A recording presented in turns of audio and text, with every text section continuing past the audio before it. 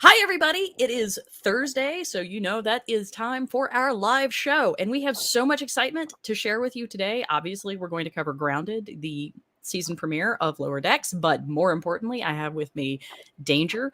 Danger is actually at a very special location. You want to tell us before we roll the beautiful bean footage? Yes, I am in Las Vegas, Nevada for Star Trek Las Vegas 2022. I got He's all trying to the make us all jealous, is what this got is coming all the Star Trek beats going to. on. 56-year mission, Las Vegas.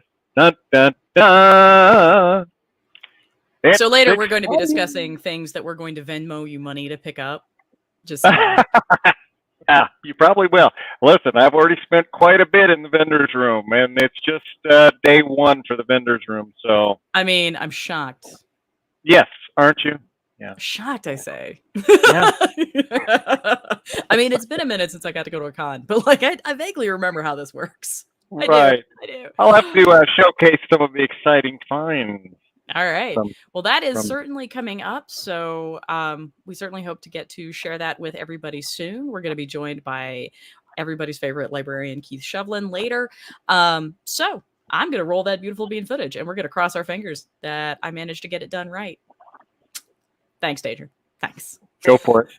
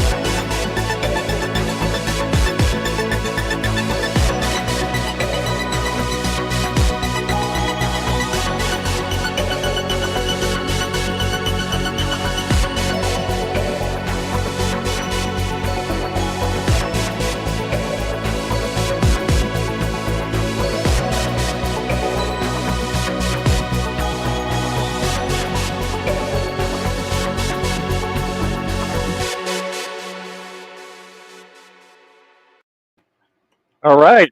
I get so excited every time that plays. I'm not going to lie. I do too. You see me dancing? Yes, absolutely. Like there's nothing greater than watching two old white people chair dance. It's amazeballs.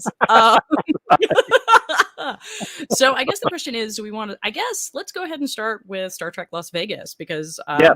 I think I'm the only one who's seen Grounded. So Yeah. Okay. Yeah, it's pretty awesome. So we got in yesterday, right around noonish or so, I believe and Amanda Linda is also with him, ladies and gentlemen. yeah, she's hiding over there. I'm gonna just kind of dun dun dun. Hi, Linda. Hi, Linda. She's napping before we hit all the parties and stuff tonight. Ooh, So what parties? there's all kinds of stuff in the lounges. They've got some fundraiser at a bar near here, and you can get free tickets online to go there, but it's already sold out by the time I saw the invite. So we figure we're going to just try to crash it and see what happens. Yeah, worst case, we just go somewhere else and drink. But I anyway, mean, good luck and Godspeed, my friend. Good luck thank and you. Thank you. Godspeed. Yeah. So we got in yesterday, mostly registered for the con. Today was the actual first full day. The convention floor opened, I think by 10:30, I had already spent a week's worth of earnings in Vegas on merchandise. So now, have you heard of a place called Area 15? Everybody knows about Area 51, the whole UFO thing, Bob Lazar, all that good stuff. I will legitimately confess that I have no idea what you're talking about. So, like, Okay. Yeah. let's go ahead and just explain the whole thing because Okay. I'm ignorant. Gotcha. Well, so Area 15 is this entertainment complex here in Las Vegas, and they have a lot of weird things there. They have like a augmented reality zombie escape thing. They have this interesting place, and some of you may be familiar with it. It's called Omega Mart. Have you heard of that at all? Okay. Well, a glimmer maybe of I mean, the only thing I can think of is the Omega molecule, and I'm not really sure that that's where we're going. No. Well, it's probably not too far off. So Omega Mart is this bizarre grocery store where you go in and they have like the food goods that you can buy, except it's not really food goods. It's made to look like food goods, but there's stuff like a big can of woolly mammoth chunks. You can buy small cans of like goat shards. I think I've seen pictures of this. When you Yeah, buy your woolly yeah. mammoth chunks, are they in fact woolly mammoth chunks? Well, I don't think so. I think it's just an empty can, but it looks authentic. And the whole place is just done like that. They have like tattooed chicken, so you can buy tattooed chicken pieces or whole rotisserie tattooed chicken. Just very strange. And actually, I bought I bought some of this there. Oh, I Brooklyn love it. Superhero Supply Company, antimatter, economy grade. So there's no guarantee. And then, of course, you want to make sure you're not going to make a mistake with it. So you want to be all knowing. And then no matter what you plan, you want to make sure it's going to happen. So you always get a can of inevitability. I like the fact So that you it's easy cleanup, though. Like the easy cleanup is bad for me. Right. And then what superhero mastermind evil scheme would be complete without a little Schadenfreude, right? Schadenfreude. Yeah. Yeah, literally. So I mean, they have all kinds of stuff like that. And they have big cans and small cans. And anyway, that's just like the overture to the whole thing. So in the back of the store, they have like these frozen food things where you'd open up in a regular store. Yeah, you walk through the whole store, shop for whatever you want. You can buy it, check out. And then in the back of the store, they have like, the fast food or the frozen food doors that you'd open to get ice cream or whatever. Well, you open them, and then there's like these corridors that have frozen stuff stacked in them, and you walk through it, and you're in a whole different area of the store. And it's like a secret area where it's this company that's working on all these weird things like interdimensional portals and human combustibility. And I mean, it's just, I've got video I'll have to maybe share on a future podcast. It's pretty amazing. So we did that last night, and I mean, we were there all evening. That's how it sort of sounds like Meow Wolf, honestly. That's it. Yeah, that's part of it. Yeah. So anyway, this morning we went to the vendor's room. I got a nice Starfleet intelligence patch.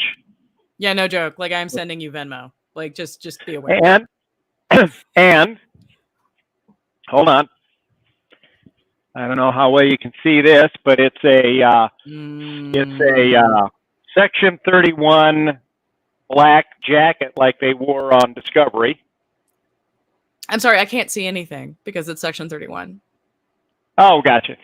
So there was that. And then this was pretty cool too. This jacket, which I got, which you can see, it says USS Enterprise. Let me turn this way. There you can see it. Now, the nice thing about this jacket is this thing here is Velcro. So you can pull this off and you can put whatever ship name or character name or personal name on it that you want. And then it's got, like property of Starfleet, little zipper pull on the side.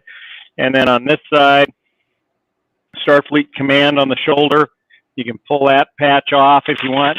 Put another one on there, which is pretty cool. And also on this side, get towards the light here. You got a little flap here. You can pull this up. And then you got your secret Section 31 badge underneath the hidden flap. So you're kind of undercover, so to speak. So yeah, we've been busy. And my United Federation of Planets flag sign that I just felt I needed. So that you're holding up with Band-Aids in TrueCon form. Right, TrueCon form.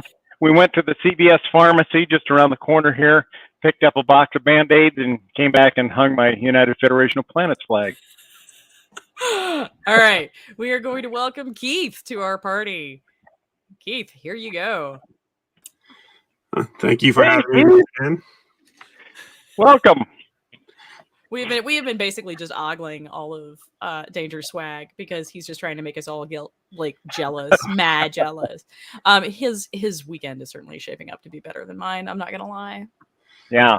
And then today we had talks from George Takei, Walter Koenig, Robert Picardo, and then a bunch of the crew from Enterprise. So Dominic Keating, Connor Trenier, Phlox. I can't think of his real name right now. Oh, yeah, me either. Yeah. Who else was it, Linda? I can't remember. Anyway, but yeah. So a lot of stuff going on all day, busy day. Then so that's on the main level, and then they also have up on the 26th floor. They have John another. Billingsley. That's who it is. John's Billingsley. Yeah. Right. And then up on the 26th floor, they have like an homage to Uhura, which is really cool. And then they also have a room, the Roddenberry Suite, where they've got a guy that's showcasing work he's doing on a virtual walkthrough of the original Enterprise. And this one is specifically, he's got pretty much done the way the Enterprise looked from the pilot, the cage. And so you're able to take one of those. Gotcha. Yeah, all right. But you can walk through the ship, take the turbo lift up to the bridge, walk all around the bridge. You can sit in the chairs. You can activate the viewers. And he's done quite a bit of work on it. So he's working on having every iteration of the original series done. And then they're going to put that online so that people can experience it. So that should be really cool, I think. So that might be the only way that they're going to convince me to get a Google Glass. Like, if I can possibly just have that as a HUD, that would be amazeballs. Wouldn't it? And I swear to God, y'all, I'm 40. Like, I shouldn't say things like that. And yet, here we are. Right. So, yeah, I highly recommend, if people are thinking, if you've never gone to a Star Trek convention and you're thinking about it, this is certainly a good one to come to. And not only that, if you find there's maybe not anything going on at the con that you're interested in that particular time, you've got all of Vegas to go out and explore. So it's like Disneyland for people who can drink. Right. Exactly. And then, of course, after the cons end during the day, the vendor room today closed at 6 because it's already getting close to 7 here. And but tonight they're going to have parties in the various lounges, and people will be getting together to drink and play Star Trek games. And I think they even have a Sign the Scorch deal. Nice. So we haven't found that yet, but yeah. And I haven't found, I don't know if they've got it here yet this year or not, but in 2019 they had one convention room where they had reassembled the complete original series bridge. And you could actually go in there and take pictures and video of it. And you could also sign up for a photo shoot and go in there and sit in the captain's chair and get a picture on the original series bridge. Holy shit. Oh, yeah. Yeah, it was pretty amazing. Holy shit. Yeah. Okay. So next year, Trekker's Delight is in fact going to be there. We are all going to show up. Yes. Yeah, no, Danger's gonna let us know when we're all gonna book, and we're all gonna book at the same time and make this. Right. I haven't been to a convention since the twins were born, so I am overdue. Oh wow! And that would be amazing to do a broadcast from Star Trek Las Vegas. Yeah, it would be. They've got a number of podcasters here doing that. So I'm sorry. Yeah, this is my shocked face. I was just saying, last Star Trek convention, actual Star Trek convention I went to, I think was 1993 at the Pittsburgh Zoo. So. Oh, really? Wow. So I think I got you beat, buddy. I got you beat. I think it was actually 1987, and it was in Tallahassee. Oh, wow. I was wee. Well, I was wee. And my father dragged me down, and he's like, "Why are all these people wearing Spock ears?" And I'm like, "Oh, Dad." Oh, Dad. Oh, And now, and it's funny, right? Because years later, he goes, I just don't understand why you're doing all this stuff. Like, you go to conventions, you write for a nerd magazine, you also do podcasts on Star Trek. And I'm like, Brocephus, you have nobody but yourself to blame. Like, you don't. Nobody but yourself to blame. Was he the one that got you into Star Trek? Sort of. My parents divorced when I was 3. Backstory. When I was 3, and my dad would come over on Saturday mornings, and they were running the animated series on USA at the time, and so we would watch the animated series. And then later, I discovered that there was an entire like series, right, like live action series, and then the movies, and then Star Trek: The Next Generation, and it just kind of snowballed from there. Sure. I think I'm one of like 5 people for whom the animated series was the gateway drug. Because most people are like, really? And I'm like, yep, watched it with my dad. And then later my mom was like, your dad's a loser, so let's totally just go ahead and watch all of this together. Because it turns out my mother was a closet nerd. Nice. So yeah, that's how that worked. She in fact was the one. So are the animated series then, I mean, the new ones now, are they still kind of your go-to drug, your favorite iteration of Star Trek? Oh, that's a hard question. Yeah. That's a hard question. Because obviously years later, I definitely watch a lot more of the original series, weirdly. There's a lot of hate watching, not gonna lie. And I rewatch a lot of The Next Generation. Although currently, like I have time to watch the stuff that I write about, and that's all the new stuff. Super fun though. This past weekend, I actually ran into a really, really old friend from Sewanee who was right along in the same sort of cohort with Anson Mount, and we got to swap stories about Captain Pike. He's here, by the way. I don't doubt it. We were just basically, we're like, because I looked, I'm like, Raymond, do you think he really grasps how significant he now is to like a real bunch of people? Because Hell on Wheels was a thing. Yeah, I think these cons are getting it across. Maybe because Hell on Wheels for certainly was a thing. Obviously, the Inhumans was. Yeah, right. It was terrible. We don't speak of the Inhumans. Right. I literally got all the way through it just because, solidarity with Anson. Like he too graduated from Sewanee. So I'm like, all right, I'm going to do this. And I hated my life for every single episode of that.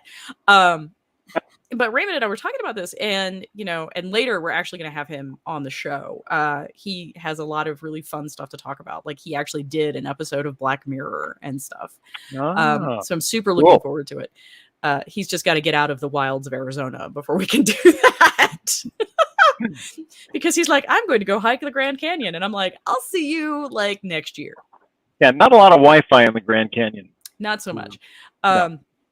And one of the things that Raymond was talking about, he's like, I really think that he does. And he's like, I've seen a marked change in Anson's social media presence. He was kind of quiet before, but now he's really not. Right. I think he's like, I think he really kind of grasps like the type of community that he's now part of. Right. And I'm sitting over here like, but I still have to go get his autograph because for my collection, and that's going to make me feel weird.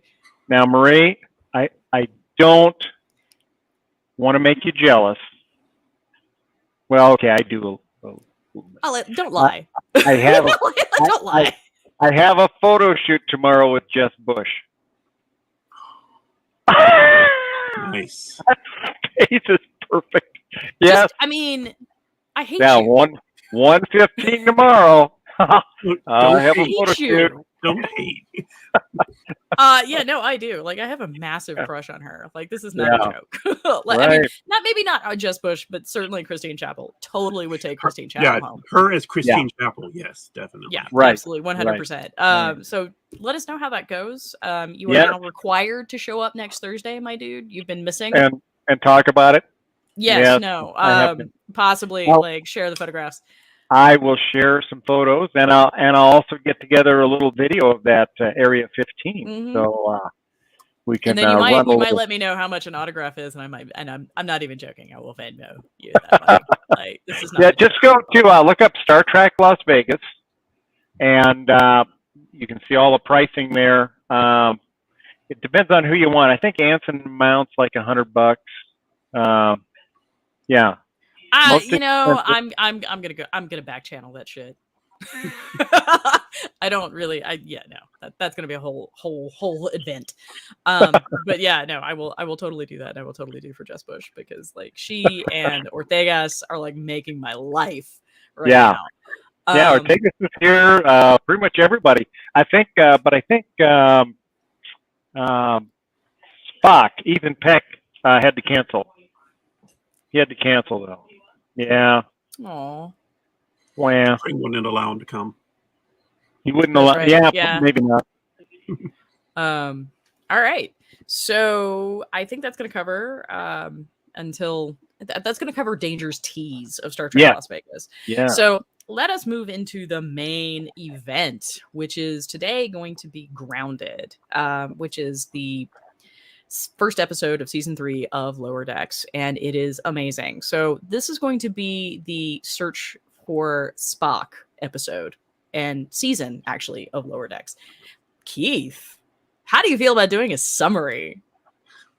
As you wish. He's like, there's a substance that rolls downhill, and I'm starting to get really upset that she makes me do this. No, as the equivalent of a staffer of Memory Alpha, I'm happy to help out in any way I can. So, okay, Nice. so picking up from the cliffhanger at the end of season 2, where Captain Freeman was arrested for the destruction of Pakled Planet, or more specifically, the capital city of Pakled Planet, which is called Strong Formidable City. I thought it was actually Big Strong City. It might have been Big Strong City, but it was definitely. It was something because Formidable has far too many syllables. That's true. For the Pakleds. That's fair. So you have the crew pretty much separated. You have Mariner at home with her father, the Admiral, breaking things and having a problem with bridges. You have Boimler back on the Vineyard, missing all the hints from all the. Yeah. Y'all, I have never seen anybody cockblock themselves harder than this animated fella. Yeah. Like, and that was amazing. And like be upset that he's got him. And then, like Brocephus, come on. Yeah. And then you have Rutherford and Tendi visiting all the sites of Earth, eating at Cisco's restaurant in New Orleans after visiting the Grand Canyon. Until they all come together to try to find the Cerritos because there's possibility that they have the evidence to free Captain Freeman. So they go to Bozeman, Montana to sneak onto the Phoenix Ride in order to get up to the they've got to get to the military impound, right? Like the military impound, yeah. Right, because they can't actually go to they can't transport anywhere because the Verugament are like apparently in their migration past Earth, and they would jack up the transporter if you went into space, but not apparently if you're transporting like terrestrially. Yeah, that was a thing that happened. But all right, cool. So they make it to the Cerritos. They find that the evidence was actually useless. They tried to steal the Cerritos. Yeah, mostly because Boimler has gas and tells his logs about it a lot. Yeah, Boimler has no boundaries, and he is willing to share everything. So except his real hair color. Yes, except his real hair color. We finally got an answer on that. We now know that it's dyed. So and then he apparently dyes it himself, which is really funny to me. Yeah, I would have thought all the work with the grapes might have had an influence on that, but no, that's hair dye. So then I like what you tried to do there, my dude. Yeah. Yeah. So trying to finish the summary, I guess. All right, come on. Yeah, so they end up dodging Starfleet security because of the Verugament, and then finally Captain Freeman shows up, seeing that the actual real episode that we didn't get to see, in the most truest form of the remake of Next Generation's Lower Decks, where the real action-packed episode is happening in the background. And the return of Morgan Batesman, as played in The Next Generation by Kelsey Grammer. Yep. But him not actually back, just his character in first Right, in contact like before. black spandex. Yeah. Like it was a mask away from a gimp suit, really. Yeah. But apparently it was the Packlids' plan to blow up their own planet so that the Federation would be blamed, so that the Federation would then recolonize the Packlids on a planet with more resources. And everybody they actually name the episode from TNG. Yeah. Carol Freeman has this amazing line where she's like, "It was a Samaritan snare writ large," and I was just like, "Yes, yes." Yeah, they do a lot of that. Like at the faux trial party, after Boimler finishes his triumphant speech, he goes, "Drumhead." Yeah. Did anybody else catch? Did you catch the reference to Deep Space Nine's Ketracel White? Yes, that was amazing. White hot sauce. Yeah, right. Like, I mean, because of course, like Boimler's pouring this stuff on his food. Mariner already has, and like Boimler is dying because I'm pretty sure that mayonnaise is too spicy for Boimler. Well, he did like just a little spritz, and he was dying. And here's Mariner like dumping the whole bottle onto hers, and she says it's a little kick, and he's passing out. Right. Like he's steaming. So it's Ketracel White hot sauce. So like, it's probably a little early for you to find that in the merch room, but if you do, keep an eye out. I'm wondering what the I'll look for it. House is. They're supposed to announce the T-shirt tied to this week's episode. Ooh, I mean, I know that the season poster is very much from Spock, the Search for Spock, and it's literally like Rutherford's face and like all the various things, blah blah blah. So yeah, obviously this is the Search for Spock episode, right? Like, they're going to try to steal the Cerritos to try to free Freeman, and ultimately it turns out to be completely unnecessary because Star Trek already Starfleet. Starfleet, right? Right? I mean, it's not even so much bourbon, guys. Like, it's really not. It's just I'm tired. Starfleet already has this well in hand. And so one of the things I'm really interested in this episode, I've got to say, is this kind of play on our expectations, which is one of the things that Lower Decks does so well. But Mariner's insanity here very much fits into a certain type of trope, right? Which is she's convinced that her mom's going to get, taken for a ride because she's a California class like captain.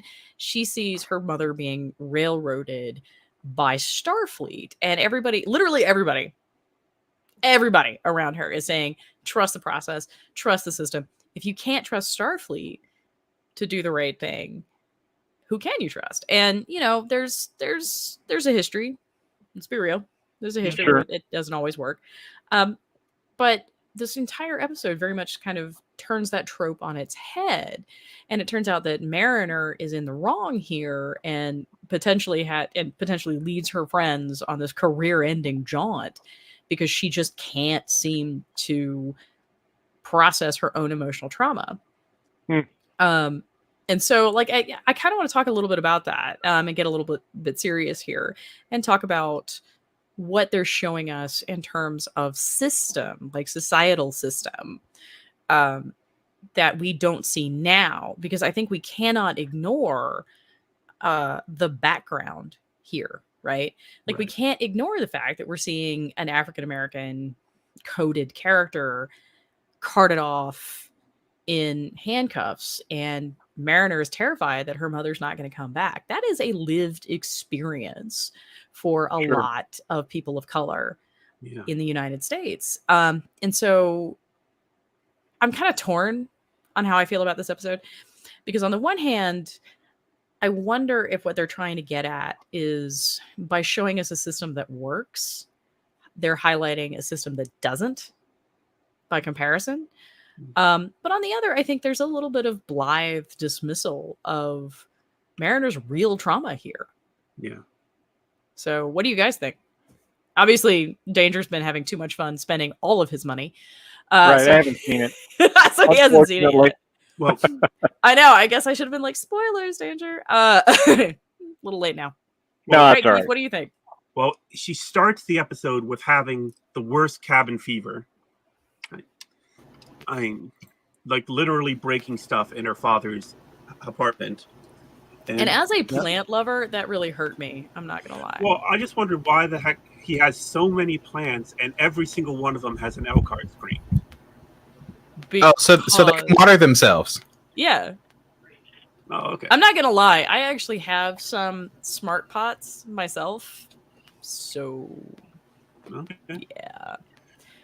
Yeah. Yeah, so I- she pretty much spells out how that she just doesn't like not being on a ship. And it's interesting because you have a character later in the episode, a joke character who seemingly has never been to space. And Who is he? Who was his voice actor? I feel like I feel like I'm supposed to know who that was. For who? For which Yeah. character? Gavin. Gavin? Let me look it up because I'm looking. because I guarantee we're going to see Gavin again. Right. I mean, I feel very much like this is somebody I'm supposed to have known. yes, Well, he had one of the times of saying "Trek through the stars." That was Right. said in this episode. Right. While you guys are looking that up, I can tell you that the two, and I can't think of their names. The captain of the Cerritos, or the actress's name. Don Lewis. And- Don Lewis. Yeah, and one of the other, I think her daughter are here signing autographs today, along with a lot of other people like Gates McFadden and all those people. I will tell you that the line for those actresses from Lower Decks went the entire length of the vendor room. Nice. The entire Yeah, I length. gotta It say was this the is my shock longest. phase. Yeah, I mean, it was just amazing. You couldn't even get to a lot of vendors' booths because the line was so long. I mean, it's just incredible. I thought maybe Jean-Luc Picard was there or something, and I was surprised that it was them. So I think gotta it's tell great. you, I mean, Lower Decks has definitely taken over that space that everybody thought the Orville was going to take, and then didn't. Because the Orville was far too married to its TNG source material. Sure. Because Lower Decks is definitely playing with a lot of these concepts, right? Like again, it's turning it's turning that crushing system, like little person, blah blah blah trope on its head. It's also playing a little bit with the concept of, not everybody has to save the world, and that's fine, Right. right? Yeah, like I mean, Gavin it's was fine. Gavin Mhm. was voiced by Bobby Moynihan, formerly of Saturday Night Live. Okay. Mm. Okay. Yeah. I felt like I knew, like I felt that the voice was familiar, but I was just like, I cannot place you. But that makes some sense. Yeah. So I sort of think that's kind of what Maybe. everybody is really resonating with in terms of watching Lower Decks. Mhm. It's this whole kind of it's funny, but it's also like your regular guy kind of situation, which is of course why Chief O'Brien is the most important person in Starfleet for the Lower Decks canon, right? Like, I mean, because he is the regular guy, Yeah, he was the original Lower Decks. right? Yeah. He didn't even he have was. a name in Encounter at Farpoint. He did not. Right. Bless his heart, he was stuck in that terribly tight red uniform. That did not look comfortable on anybody, I gotta say. Oh, they said it wasn't comfortable. Like, Yeah, no, Yeah. Patrick Stewart actually got a note from his doctor that it was too tight, that it was causing him back problems. Well, yeah, like there were stirrups down into their feet that they had to wear to pull it tight, and it was My like dude, everyone bike trouble. My dude, I grew up in the 90s. I wore stirrup pants. I know what that shit is. Yeah. Like, all these dudes are complaining about it. It's so tight. I'm like, that was my life. I mean, they've had to endure it for 3 years because they didn't really have the costume adjustments until the collars came in, and Right. then the waist was like elastic or stretchy type material, because because that's the real reason why. Because you know they were wearing like whole jumpsuits in the first 3 seasons. Yeah, but and they were deliberately designed to be a size too small.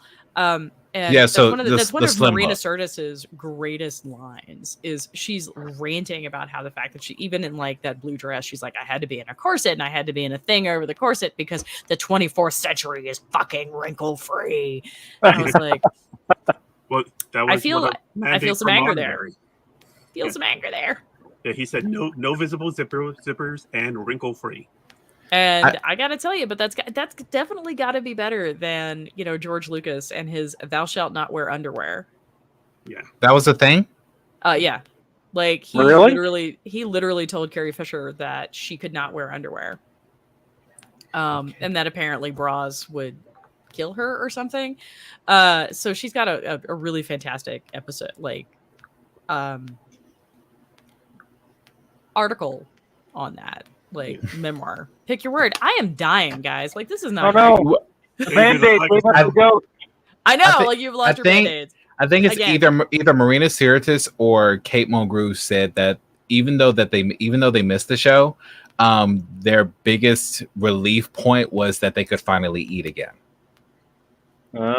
I feel like that would also have been very much like a Jerry Ryan type thing because Jerry Oh, yeah. Ryan had to have like 2 people go with her to the bathroom to get her out of the 7 of 9 costume. Oh man, are you talking about the Borg suit or are you talking about the regular? Yes. No, I mean the jumpsuit.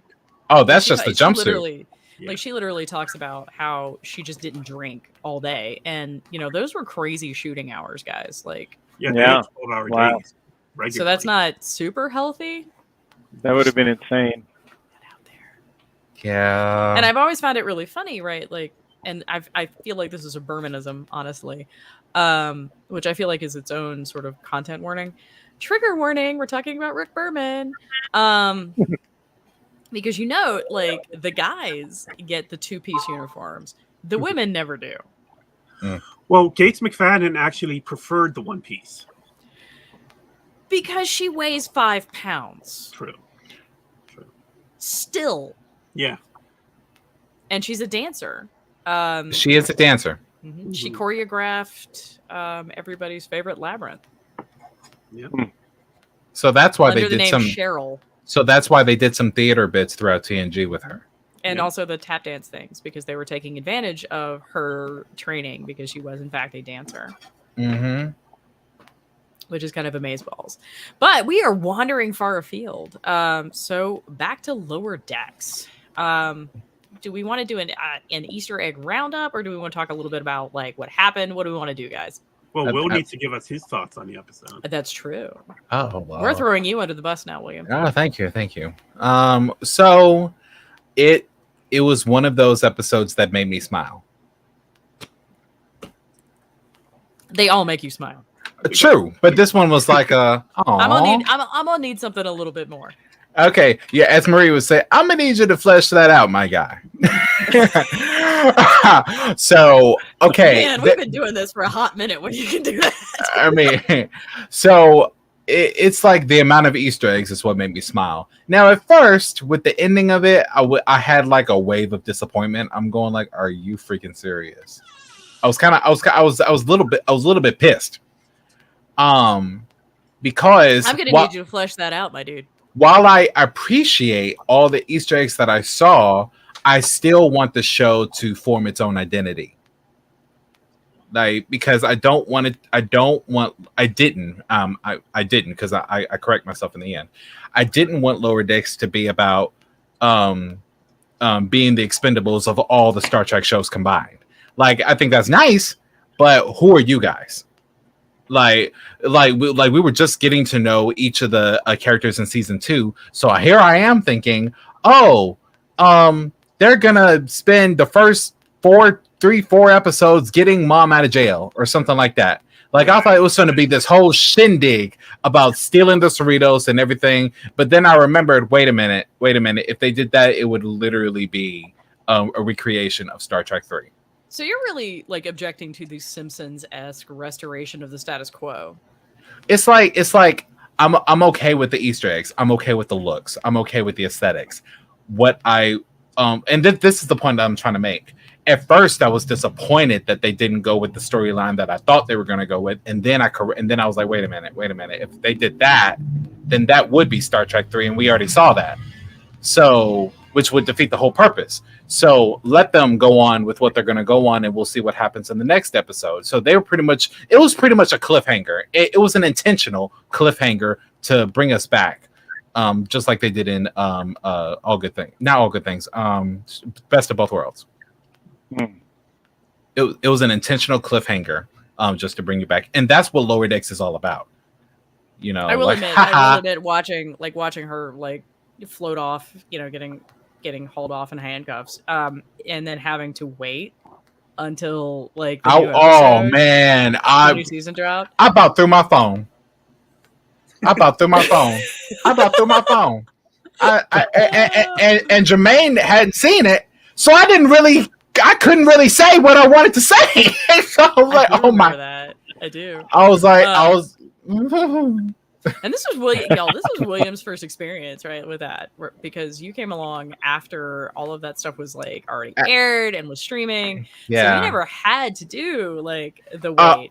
Wait. So this is new for me. Some of us really lived Best of Both Worlds. I need to ask about that. What was that like for Best of Both Worlds? Very angry. Agonizing.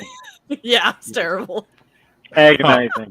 So my mother comes in and she's like, "Why are you throwing shit at the TV?" And I'm like, "Picard's Borg," and she's like, "I'm gonna need you to speak English." But you know what?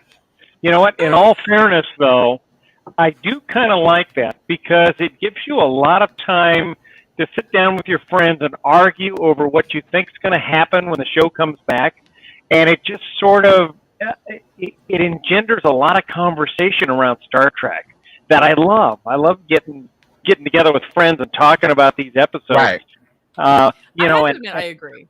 I agree with that. Like, I really love that Paramount has gone back to this sort of weekly schedule. Yeah. Because I don't know about y'all, but I will, for reals, binge the whole thing all night. I know you will. Right. Yeah, I like it too. Sandman twice. I would have much preferred it weekly. Yeah. Mm-hmm. Yeah, I like having that. That is on my list. I have not started that yet. Well, I have been concerned. What's Not funny is started I just what? started watching my second watch through, and I was about to finish it when they dropped the special 11th episode. So it worked out perfectly. Sandman. What was that? He's talking about Sandman, which is I want to watch yeah. it. I haven't started it yet. I do want to watch it. I've heard good things. Very, very good. I legit may or may not have pulled my old trades for the entire series and started flipping back through them. I'm looking forward to that Book one. Cabinet of Curiosities. Oh yeah.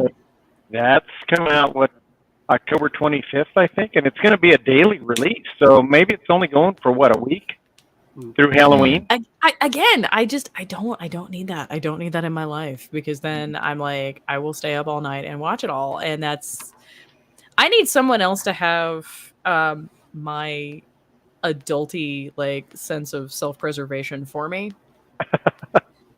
Right. I'm terrible at that. So like, this is my shocked face. I mean, we have established that I have no self-preservation moments until it's too late. We've established this already. We know. Yes.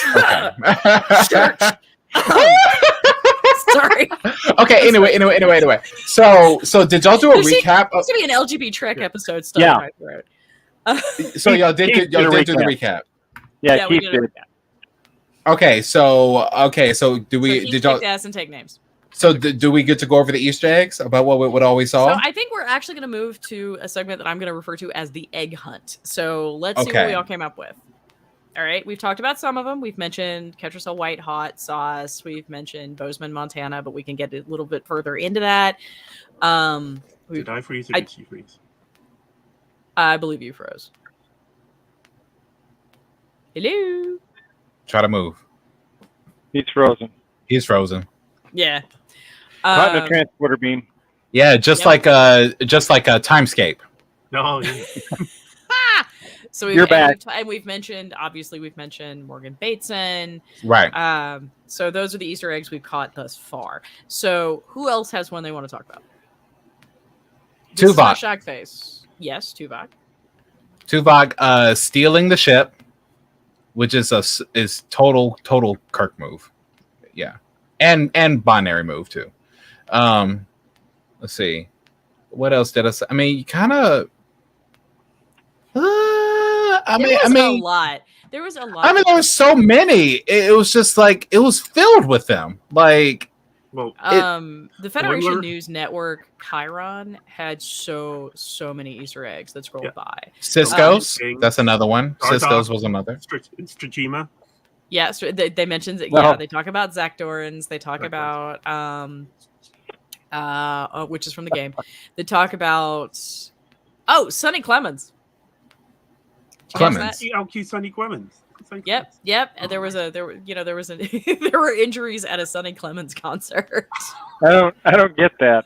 Can y'all explain it to me? Zone. So And the- Sonny Clemens is from an early episode of TNG when they defrost a whole bunch of folks from like the early 21st century or whatever.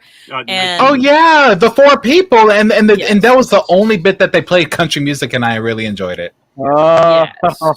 yeah, I remember that. So yeah, that's where he's Marco! from. Wait, is Marco here? Because I just saw it. You are late to the party, my dude. It's okay. I was late too. We're on color people time. It's all right. So See, I'm sorry. like, okay, That's no, me. this was great. This was great. I literally was talking about this before we aired. I was looking at like Keith and Danger, and I was talking about how you were going to be like on colored people time, and they were It's all like, "She's racist," and I was like, no, he's that's a real not. thing. That's a real phrase. That's a real phrase. That's an I actual. missed that conversation. It's an actual Googleable phrase. Like Really? All right. yeah, but where I'm from, if you were say Caucasian and you were late, they called it Delta time because we're on the Delta side of Arkansas. Oh. And everyone is late just because that's like the poorest side of the state and arguably the poorest part of the country. Like, Yes. So, yeah. So I say color people time, and everyone can say color people time. It's actually not an offensive term at all. It has. But It has I mean, their faces were great. Like, oh yeah, I'm sure. I'm sure. It's just like yeah. It's like the colored people time is probably the only phrase that is allowed to use. But you can't use colored people by itself. Yeah. Like because then that becomes the 1950s term. But that's a whole Right. black track thing. But yeah, if y'all have any questions, I'm here for it. Yeah, pretty much that's only okay when Good you're to know. referring to that and you're referring to the full out name of the NAACP. Yes, that's the only other time, and the only reason that was named that was because it came out of that time period, which is Right. why the name stuck. But now the term is I just explained this to someone earlier. There's a difference between colored people and people of color. So Yeah, also, can we have a brief conversation about like one of the most funny so my husband used to teach Kaplan prep courses for like the LSAT, the SAT, that kind of thing. Mhm. And so like they would do these kind of, thinking problems, whatever. And apparently one of the questions was about basketball. And so like my husband goes to a traditionally black college, a historically black college in Richmond, and leads with the question, so how many of you follow the NAACP? instead of See the Yeah. difference. yes. And so like he comes out of that going, yeah, I didn't make any sales for Kaplan that day. It's like, no, honey, you didn't. No. It's like, No. well done. Now, Uh, okay. So now that we've made that awkward, back to the Easter egg hunt. Didn't anybody? Okay, do we want to talk about Bozeman? Well, So I've- Bozeman was like a whole. I'm sorry. Go ahead, Keith. I've got a few before that. I mean, we Oh, had also- yes. Oh, okay. Also, Boimler is wearing the same kind of outfit like that Picard wore in the future setting of All Good Things. Yep. And he said Oh. for Kirk's sake. Yep. So apparently Kirk is a swear word in, I mean, because Kirk did some rowdy shit. and I'm totally there for it. Yeah, I accept Right. All right. I may start saying for Kirk's sake in my real life. Oh, for Kirk's there's sake. There's that. And then of course you turn that on its head, and it's like his family doesn't do real wine; they do raisins. that. Yes. Yes, it is, Marco. Yes, it is. He's definitely here. He's definitely here. The trolling has begun, my friend. I know. Um, And So, then you had yes, so we Rutherford got was basically raided Jake Sisko's closet for his outfit. Oh, and basically. Do you remember that line where he talks about later, like when they're like, "Is this good for court?" And then like he's like, "It could have been a little more asymmetrical." And I'm like, I about died. I was just like, you went shopping in '80s upholstery. Well done, Yeah. Rutherford. Well done. And then, of course, I mean, the Phoenix is like a dead giveaway. It's not the Phoenix, but it's a replica. I want to say, didn't James Cromwell actually voice his character here? That was Yep, that's him. all I Cromwell. guarantee it. That was him. Like, because that sounded just like him. So It at this was point, him. he's his own Easter egg. He's got to be. He's got to I be. do- All of Bozeman is like one giant Easter egg above all. I'm sorry, Keith. Well, yeah. I love that they brought back the First Contact music because as far as I'm concerned, that was the greatest opening tune of any of the Star Trek movies. I had a moment, like I really did. Like that took me back to watching First Contact in theaters. And you I'm had the so statue, glad. that they described in the movie. What was I going to say? They had and once again they kept on referring to Trek to the Stars. Right. Uh, Dear Gavin. Dear and because Gavin. it's like now I think Lower Decks is probably the only other show that actually uses the word Trek. Well, because First Contact was the only movie to actually say the word Star Trek, the phrase Star Trek. yeah, Yeah. in the exact order, yes. Yes. Right, in that exact order. So you said they said I missed it, but you said that they use the term "Trek to the Stars." Yes. Gavin actually says, least "I'm twice. on a track to the stars." Yeah, when he goes nuts. Yeah. Trying to keep that honor to First Contact. I get it. You know. Now, one thing that they made a mistake on is that when Okay. they were talking about the bar and they said the jukebox that only plays one song. It played two songs in the movie, so they made a mistake. I still was literally jamming out, and the cats were watching me like sing, Magic Carpet Ride, and they're just like, "Why, Mom? Why?" And I'm just like, "You just don't know. You just don't know." You know, you're right. It did play more than one song because I actually remember it. Yeah. And it's like, well, I guess it's a theme park. I don't know. Maybe one of the songs had a curse word in it. I don't know. Well, they Like- I mean, I have a played sneaky- Oogie Doogie.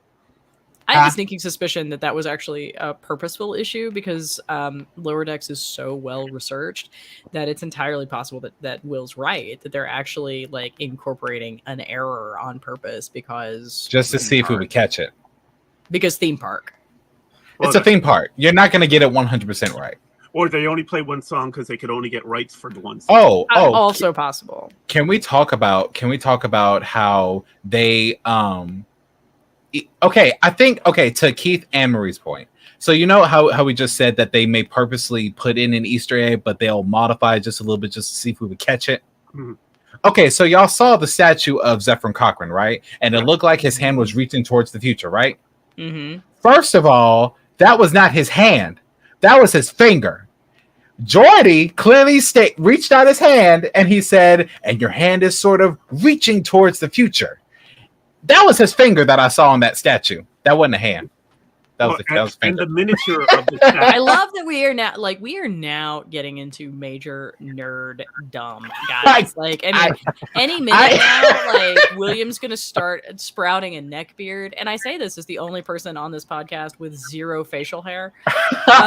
You're not missing much. No, I'm not.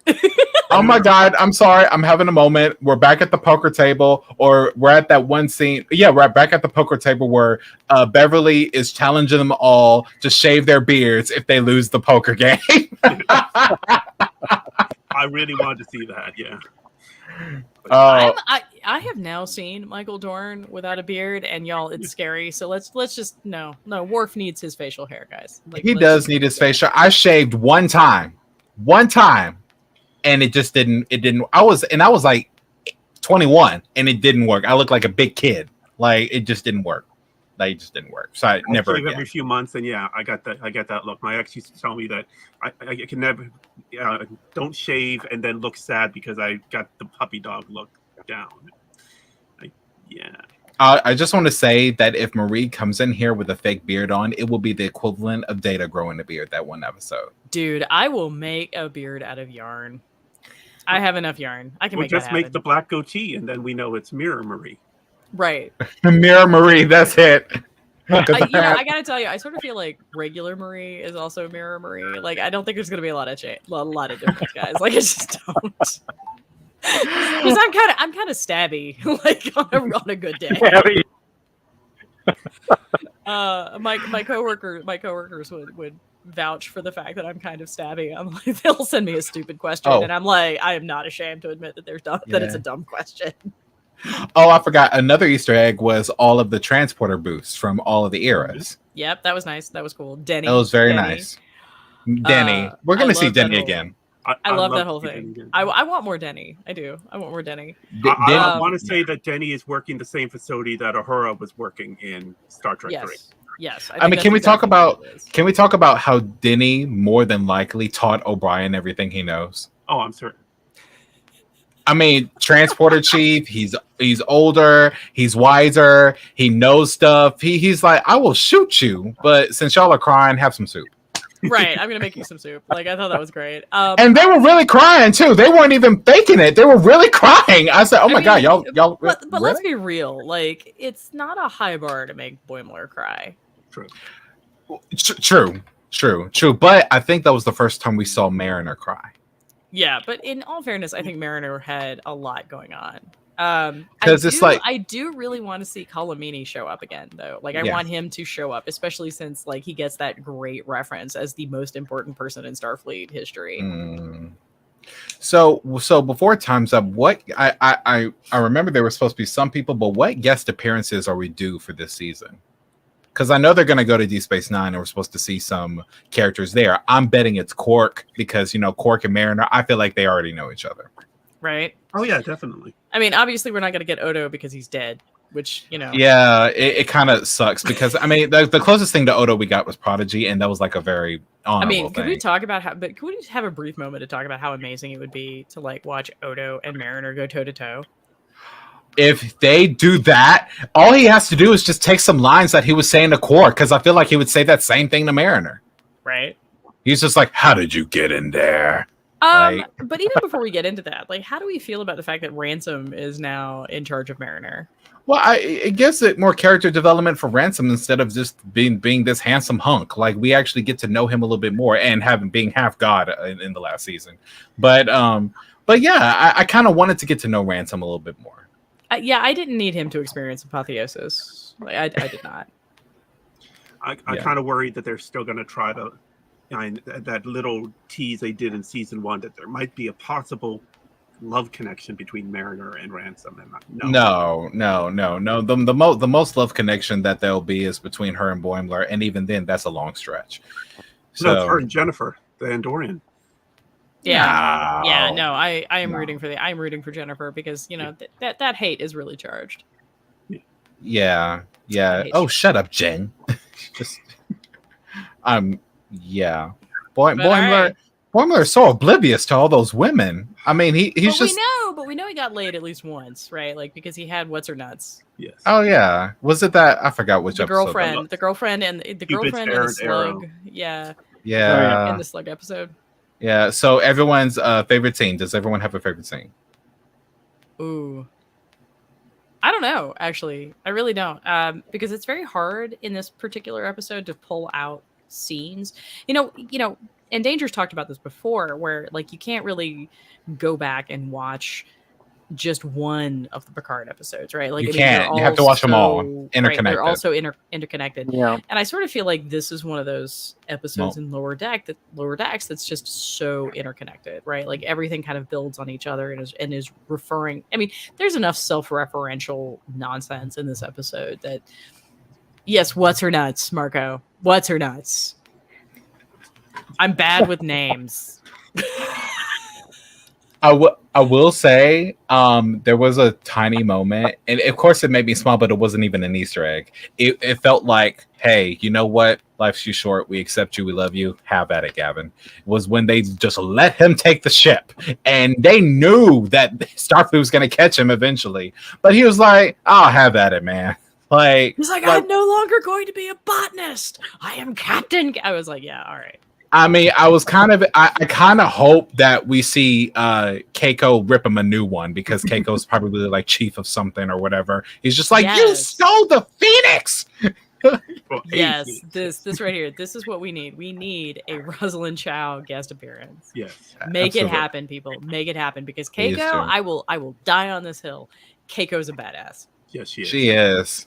She is. Period. And I did She's- not appreciate how much of a badass she really was until I became a military spouse Come and on, had to Keiko. live like her life on Deep Space Nine. Then I Do was you like, feel she like- is so she handled it with so much more grace than I did.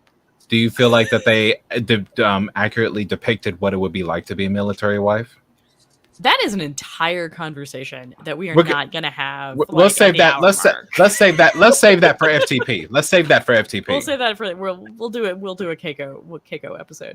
Okay. So anything else we want to cover in the last minute or so? Anything Because else, somewhere Marco? Jermaine is twitching somewhere. So let's. By the way, what's her nuts is Barbara Brinson is the character. Thank you. Thank you.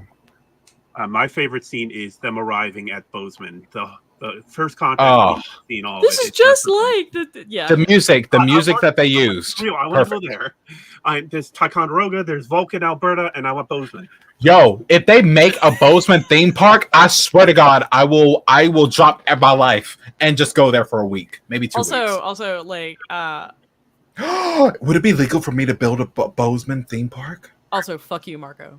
Fuck you.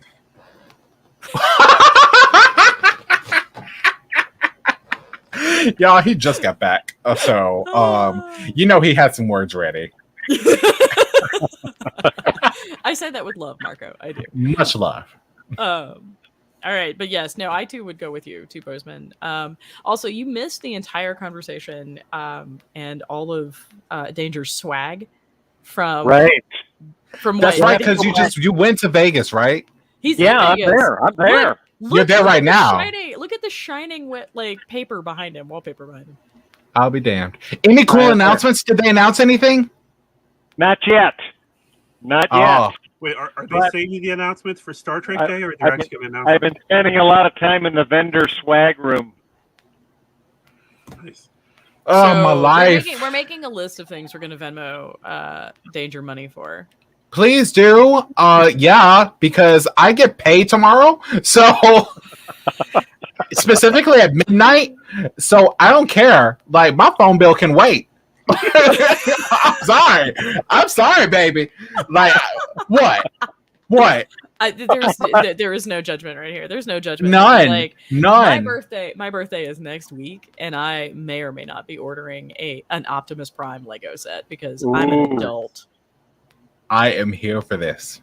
I I'm an love it. adult. I have the Voltron one already. I have a Lego problem. Let's be real. I've got a friend that's all into the Transformers. He's got his whole basement is wall to wall Transformers, different Sort of like sizes, Marco and Funko Pops. I gotcha. Mhm.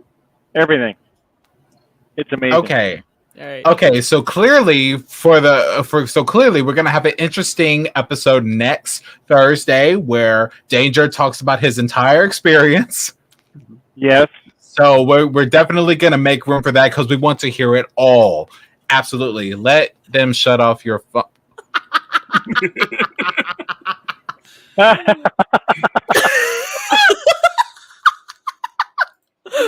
Ooh. Ended it. You're on your own, Marie. I know, right? I know. It's not. It will not be the first time. It's okay. It's okay. All right, guys. I will throw you into the nearest baryon sweep. I'm for real gonna need you to calm down, William. Like, I'm just saying. Can you imagine someone from Arkansas just hearing that? They're like, ugh. Like, what is going on? All right, guys. It has been an All right. amazing episode. I am super excited. Thank you, Danger and Linda, for joining us. Even if Linda is just literally just removing the band-aids. I want Uh, a flag now. I know, right? Next week. Thank you, Keith. Obviously, we look forward to seeing you next week. William, try to be a little less on colored people time for next week. I promise. I'll get I'm in holding you touch. to that. I'll get in touch with my Italian side. Mhm. Wait, that would be an extra hour. Like that would be an extra hour. So you no. show right. I thought I could get away with that one. Never mind. No. I mean, we have Marco Mazzola watching. Like he will back me up on this shit. This is true. This is true. I ain't known Marco 3 months and he already knows me too well. Fair enough. All right, guys. So thank All you right. so much for watching. And we will see you next week. Later, Well, guys. And Bye-bye. here's the beautiful Live bean long and footage. prosper. Oh, go ahead, Marie, please. You're killing me, William. You're killing me.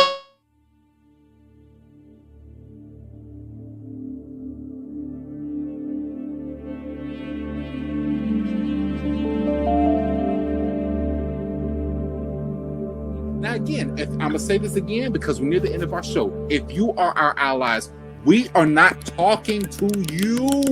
We are not talking to you. This does not.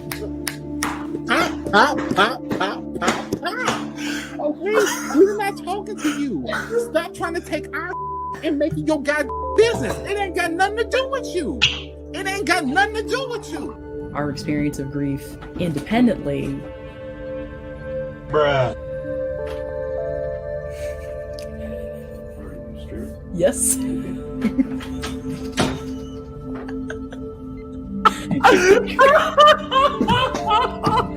I love that they're in the comments. So much is like I'm just reading the comments. Yeah. They should have brought their child out. Such a good point, Will.